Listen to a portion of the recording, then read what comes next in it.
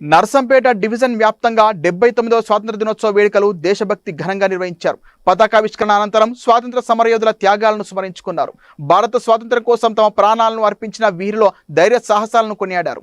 భారీ వర్షాల నేపథ్యంలో నర్సంపేట ఆర్డీఓ ఉమారాణి మాట్లాడుతూ అవసరమైతేనే ప్రజలు బయటకు వెళ్లాలని, చెరువులు, వాగులు, వంకల దగ్గరికి పిల్లలని ఎట్టి పరిస్థితుల్లో పంపవద్దని హెచ్చరించారు.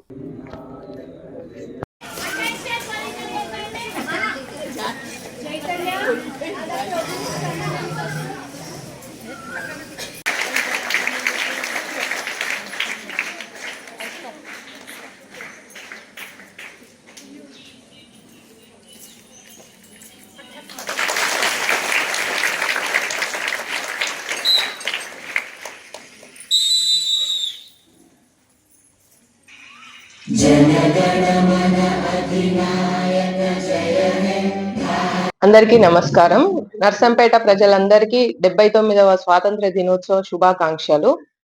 మరియు ముఖ్య విషయం ఏంటంటే, ఈ భారీ వర్షాల నేపథ్యంలో మనకు 17వ తారీఖు వరకు హై అలర్ట్ ప్రకటించింది రాష్ట్ర ప్రభుత్వం.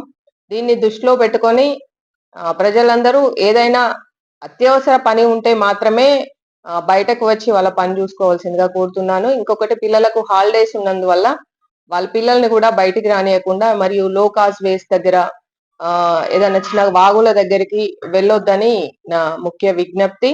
మరియు చేపలు పట్టడానికి కూడా ఈ మత్తడి పడే దగ్గర వాటి దగ్గర కూడా చేపలు పట్టడానికి ఉత్సాహం చూపిస్తుంటారు కొందరు. దయచేసి అట్లాంటివి ఏవి చేయొద్దని అందరికీ విజ్ఞప్తి. మరియు ఈ భారీ వర్షాల నేపథ్యంలో అందరూ ఇంట్లో నుంచి అత్యవసర పని ఉంటే మాత్రమే బయటికి రావాలి, లేకుంటే రాకూడదని నేను అందరినీ కోరుకుంటున్నాను. మరో ముఖ్య విషయం ఏమిటంటే, మన పాకాల చెరువు ఇవాళ పొద్దున్నుంచే మత్తడి పోస్తోంది.